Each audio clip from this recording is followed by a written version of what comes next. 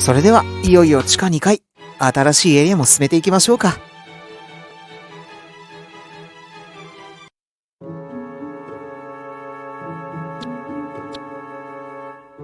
さてさて、それでは西側のはしごから降りましょう。すぐそこだったはずですよ。前は間違えて降りちゃったんだっけ。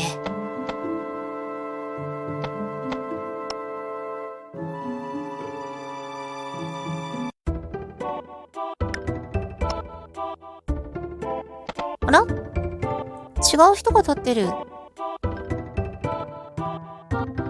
王国の役人が水路の清掃をしている。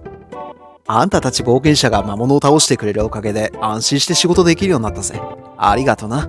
それにしてもさ、ここはただの下水だと思ってたから、より深い遺跡に繋がってたなんて全然知らなかったよ。こないだ排水溝に落ちた時、騎士団が敵軍を食い止めている地下5階まで流されてえらい目にあったぜ。排水溝は水路の端や行き止まりにある。あんたたちも気をつけなよ。下の階まで通じてるんだね。不意に流されちゃうのは怖いな。逆に戻ってこれるってことでもあるんだ。うわっと。橋や行き止まり、気をつけようぜ。暗いな。エラルド、明かりをお願いします。はい、任せてくださいね。あ、ステータス画面で思い出した。私、バラムの剣預かってるんだった。前回の星のおまけらしいが、左右二振りの剣みたいだ。なかなか良さげだぞ。で、そうだ。食代も忘れてたな。ああ、帰り際にでも引き渡してきましょうか。で、これ、サルビアさんが受けた依頼じゃありませんでしたっけ？いいのかな？おう、この剣いいですね。久々に手数重視で行ってみましょうか。ついでに道具も整頓してっと。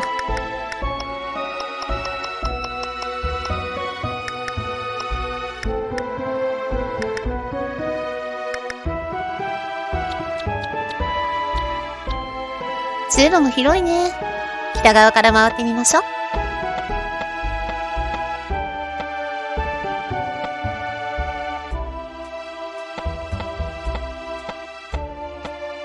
この三サルは水路の合流地点になっていて、ガラクタとヘドロが積もっている。進むならば不愉快なものに足を取られる覚悟をしなければならないだろう。じゃない。ここはあまり近寄りたくないね。三サ路というのならば他からもつながるでしょうし、ここに入るのは大まかに周りを巡ってからにしましょうか。魔物が現れた。地下2階最初の相手は？あれ？人間みたいですね。数も少ないね。一気にやっつけちゃおう。エラルド以外が通常攻撃。敵を撃破した。特に脅威は感じないね。ここ最近の相手がすごかったですからね。でも油断せずに行きましょうね。大胆かつ慎重にってね。冒険者たちがいる。たった今戦っていたワニを倒したところのようだ。板金鎧と盾で身を固めたナイトの女性が君たちに警告してくれた。このワニは力強い顎と鋭い牙を持っていて、噛まれたら大怪我を負うことになります。経験不足で装備も整っていない頃、私は何度痛い目を見たか。今では私たちも腕を上げましたし、爬虫類は寒さに弱いと知ったので、商店で買い込んできた霊属性魔法の呪符を仲間のスカラーとエンフォーサーが使って何とか勝てるようになりました。そうそう。爬虫類だけでなく、両生類、魚類、昆虫の多くも変温動物のせいか、霊気を苦手とするそうです。覚えておくといいかもしれませんね。やっぱり虫も寒いの嫌いだったんだ。ああ。ヘビやトカゲだけじゃなく結構いろいろ有効なんだな。群れ相手には迷わず使いたいところだな。冒険者たちが休憩している。地下街での戦いに歯応えがなくなってきたから、はしごを降りてみたんだが、この水路の魔物手強いな。おかげで何度も逃げる羽目になったよ。でも、逃げるのに失敗すると敵からの一斉攻撃を受けて目も当てられないことになる。敵の数が多い時はむしろ戦った方が全滅の危機は少なくなるような気がするよ。実際難しいですよね。引き際というか。魔法使いは一段行動を許すと被害がでかいからな。弱点をつける敵の群れを魔法で片付けるだけでも敵の手数と死の危険を減らせるってことね。危ない時こそ、塗装も慎重にか。肝に銘じておきましょう。悪用教会の神官らしい中年の男性がいる。この水路には呪われた不死の魔物が出ます。墓所と繋がってしまったのが影響しているのでしょう。青白い人痕、歩く死体、剣と盾を持った骸骨、布をまとった色彩のない人影といった敵がいたら、それらはきっと不死の魔物です。どれも厄介な相手なので、聖職者がいるなら覇者の秘技によって撃退することをお勧めしますよ。クエインズ商会で販売されている聖水も同様に不死の魔物を浄化します。高価ですが、仲間に聖職者がいないのならいくつか準備しておくのも手ですよ。美しい銀の鎧を着た騎士がいる。ふむ、冒険者たちよ。この鎧が気になるのか？銀は鉄より柔らかいため、ほとんどの銀の武具は一般的なものと比べ基本性能が低い。だが銀は魔を払う力を持ち、着用者の精神を研ぎ澄ます。私のように銀の装備を意識身につけると、闇の攻撃呪文や睡眠、即死呪文、経験を吸う衰退攻撃への耐性が目に見えて高くなる上、不死怪物からの打撃が弱まる。そして銀の武器は、不死の魔物に対し高い力を発揮するのだ。地下4階の墓所に向かうならば、銀の装備が必ず役に立つだろう。逆に地下3階の密林は力で攻めてくる魔物が多いから、普通の武具を装備していった方がいいだろうな。うちは聖職者いないのよね。ヒーラーはヘラルドがいてくれるからありがたいですよね。ドルイドの競技は白妖教会のそれとはちょっと違うんですよね。僕のいた雪妖怪の村はその中でもさらに特殊だと思いますし。魔物が現れた。噂をすれば、ゾンビかな？普通に叩いていて問題なさそうだね。問題なく撃破した。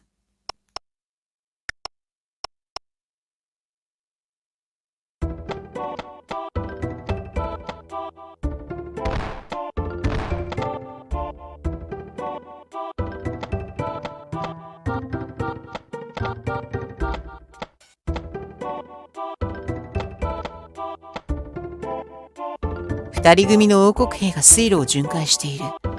彼らの会話が聞こえてきた。大持子の管理は代々、王家の女性の仕事だから、魔剣が盗まれてしまって王妃様も姫様も責任を強く感じておられる。おいたわしい。ああ、できることなら俺が族に挑んで負けを取り戻して差し上げたいよ。だが、我らの仕事は水路の警備。魔剣の奪還は騎士団と冒険者たちに任せるしかない。そうだな。城下町と地下街を守れなきゃ、魔剣が悪用されて災いが起こるのと変わらないわけだしな。彼らはすれ違った君たちに敬礼をよこすと、より強い足取りで再び水路を進んでいくのだった。適材適所ってね。身入りも多くて、気合も入るってもんさ。頑張ろう。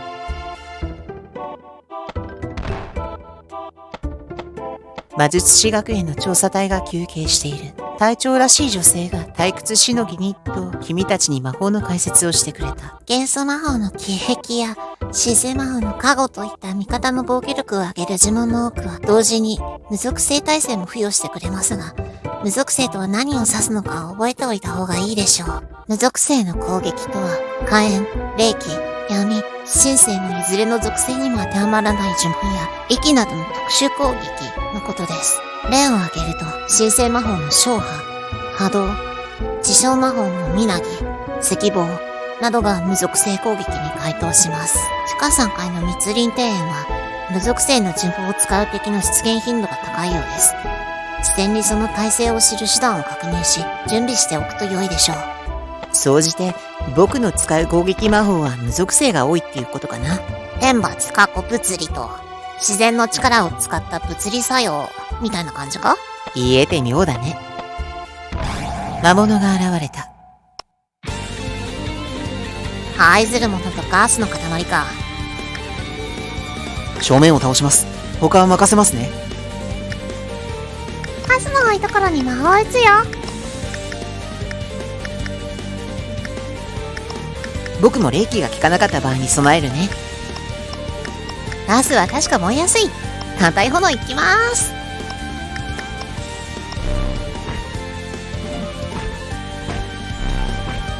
魔法と攻撃が無駄なくヒットし、すべての敵を撃破した。ぴったり倒せると気持ちいいね。初めての階層ではオーバーなぐらいがいいと思うが、私らの場合はもっとハードなの相手にしたもんな。先にサンサロの方向を明らかにしておきましょうか。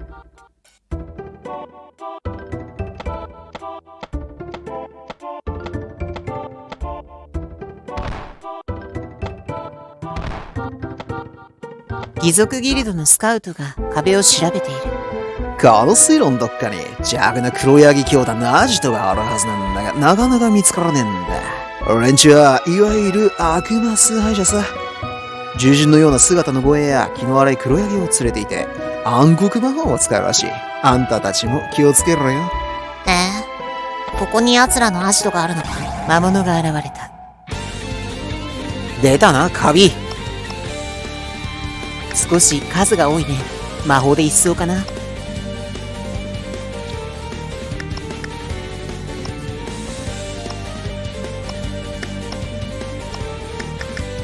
できた炎で。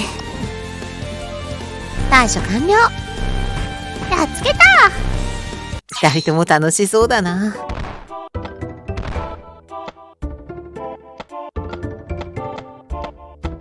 魔物が現れた。今度はスケルトンかな。数は少ないが、奴ら何が効くんだったかな。アンデッドには火じゃないの？あれ？レベル2の火力呪文なのに効き目が薄い。そりゃ、燃えた後のカルシウムだもんな。骨折とかしないかな。ハンマーとかで。聖なる魔術物理で折檻してやんなよ。おとなしく眠ってなさいってな。お、サンサロだ。よしよし。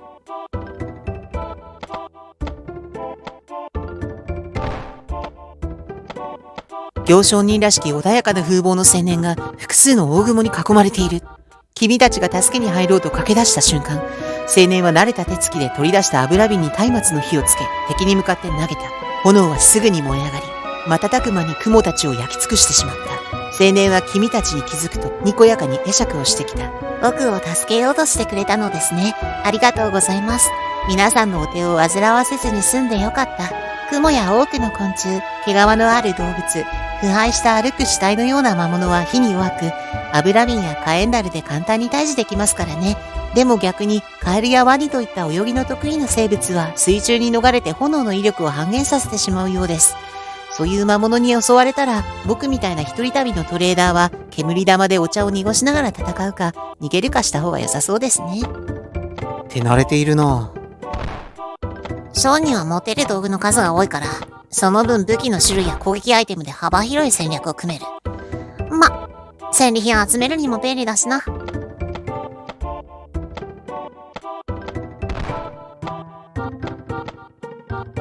魔物が現れた。お、いつぞやのカエルも増えましたね。私の MP も増えたかな。あ、今回は私が MP を待ってるから霊気魔法を使うね。カエルたちは寒さを前にバタバタと倒れていく。残り1匹なら問題なしだ。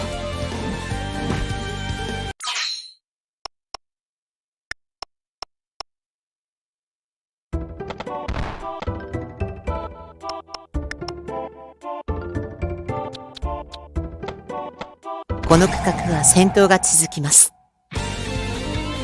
あ、地下2階にも犬っていたか。出会ってたような気もしますが。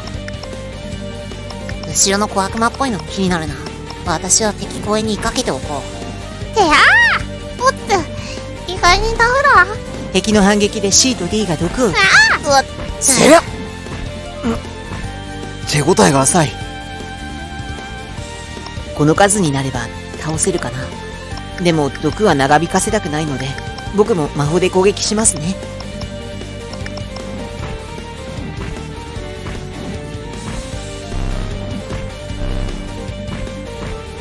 毒はあんこはタフガイ。覚えた。毒消しはちゃんとあるぞ。いくらでもとはいかねえけどな。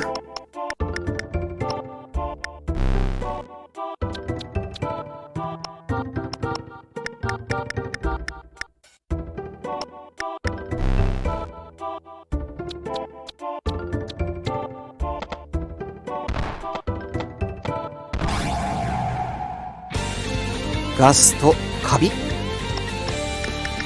つもの行きます。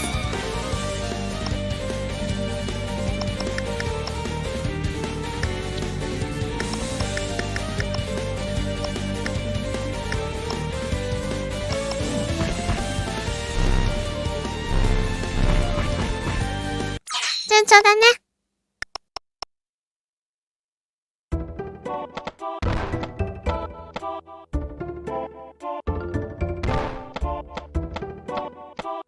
太った行商人が部屋の中で荷物を広げている。この水路を探検していると、魔物の攻撃や宝箱の罠で毒に悩まされることが多い。そんな時、手持ちの毒消しが足りなかったら大変ですよね。なので私はここで毒消し屋を開くことにしました。毒消しが必要なら一つ金貨50枚でお分けしますよ。毒消しを買いますか？ああ、こんなところでよくやるな。その息を買って一つ購入しちゃうか。ちょうどさっき1個使いましたもんね。毎度あり。またご利用ください。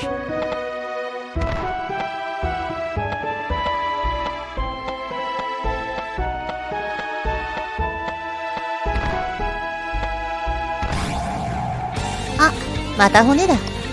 もう一回だけ炎を試してもいい？ああ、そうだな。魔法だって当たりどころってもんがあるからな。ああ、やっぱり効果薄いねこれ。レベル2の炎熱って結構強いはずだもん。一応僕も呪文を試してみようかな。私も一頭に持ち替えてみます。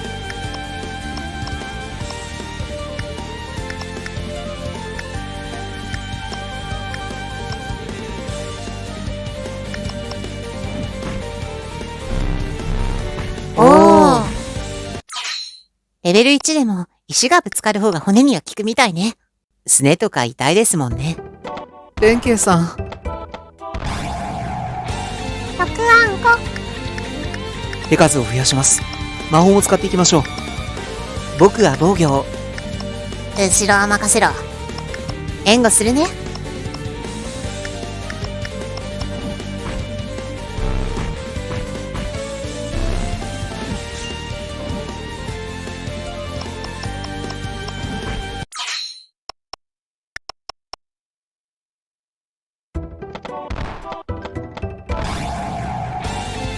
4階にもいた人玉か？物理でいけるでしょうか？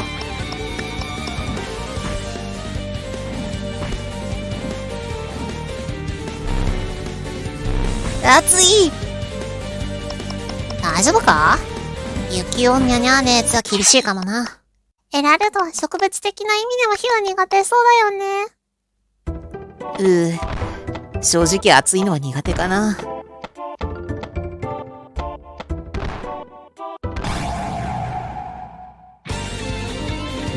これは多分ネズミでしょうね。レベル2が冷たいのいきまーす。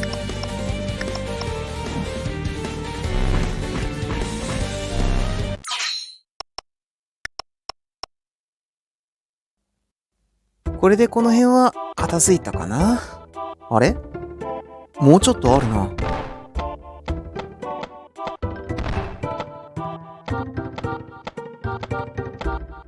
行き止まり？え？ちょっと待ってね。今ここに隠し扉を見つけた。おー。近い階の義賊さんたちに教わったの。これで地図が埋まりますね。魔物が現れた。見たことない奴らだな。ずいぶんいかつい獣人だ。後ろのローブも怖い。魔法と遠距離攻撃も活用して順当に叩こう。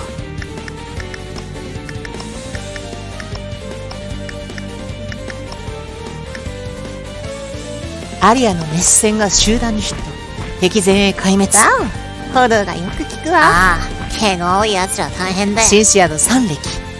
あまり効いていないようだ。寒さには強いのか。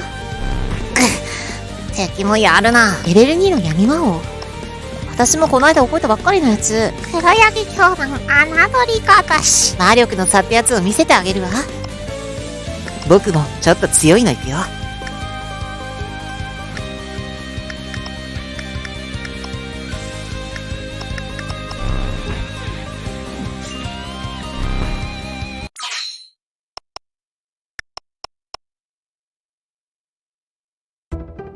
普通に渡り合える相手ではあるようですね。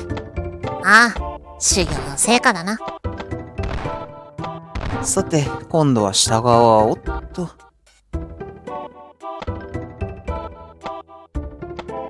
その前に、右側も見ておきましょう。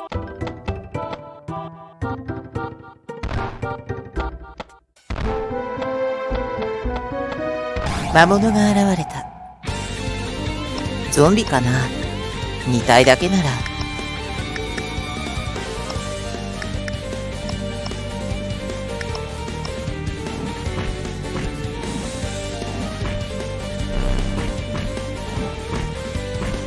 撃破した。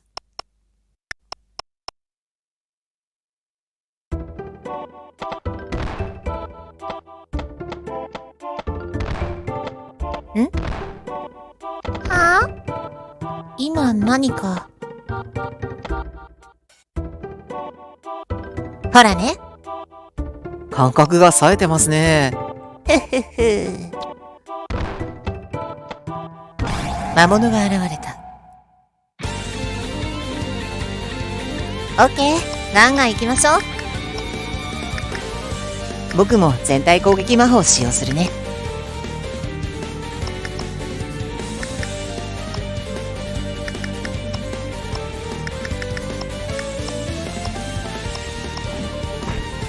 ものすごい威力で敵を撃破していっ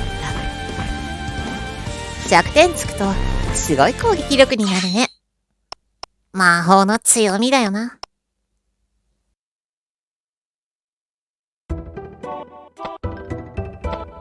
部屋には大きな悪魔の石像が置かれ、まがまがしく飾り立てられている。悪魔像の頭部はまるでヤギのようだ。ここが悪名高い黒ヤギ教団の寺院らしい。